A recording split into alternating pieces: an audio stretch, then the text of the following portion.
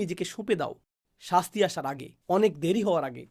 অর্থাৎ আল্লাহ বলছেন এখনও খুব বেশি দেরি হয়ে যায়নি, অনেক দেরি হবে যখন শাস্তি চলে আসবে, যার অর্থ হলো যখন আপনার মৃত্যু আসবে এবং তারপরে বিচার দিবস চলে আসবে। তা এখনো আসেনি, তাই আপনার জন্য এখনো দেরি হয়ে যায়নি। অন্যভাবে আল্লাহ একথা বলছেন যে তোমার কাছে সময় আছে। অন্যভাবে আল্লাহ একথা বলছেন যে তোমার আশা এখনো শেষ হয়নি, তখন তোমাদেরকে আর সাহায্য করা হবে না, তখন আর সাহায্য করা হবে না।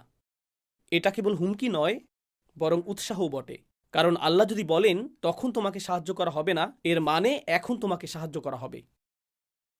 এখন তোমাকে সাহায্য করা হবে, তখনই কেবল তোমাকে সাহায্য করা হবে না। তো এই মুহূর্তে আল্লাহ তোমাকে সাহায্যের প্রস্তাব দিচ্ছেন, আল্লাহ আমাকেও সাহায্যের প্রস্তাব দিচ্ছেন। সুম্মা লা তুনসরুন।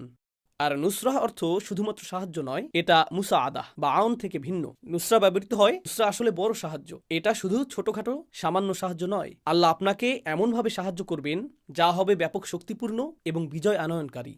তোমাদেরকে প্রদত্ত সবচেয়ে সুন্দর বিষয়টির অনুসরণ করো যা পাঠানো হয়েছে তোমাদের রবের পক্ষ থেকে। এখানে বলার মতো আরও অনেক কিছুই আছে, আমি সেগুলোর উপর বেশি মনোযোগ দিব না। এর সবচেয়ে সহজ অর্থ হলো আল্লাহ যা নাজিল করেছেন তার মধ্যে সর্বোত্তম হলো স্বয়ং কোরআন। নাজিলকৃত সমস্ত বিষয়ের মধ্যে সবচেয়ে সেরা হলো আল্লাহর বাণী, সুতরাং এটা অনুসরণ করো।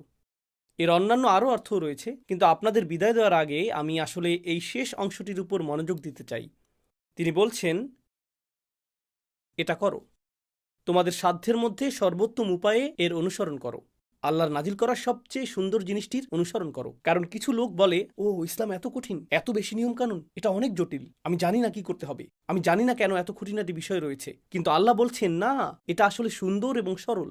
এমন কারো কথা ভাবুন যে মক্কায় এই আয়াতটি শুনেছিল।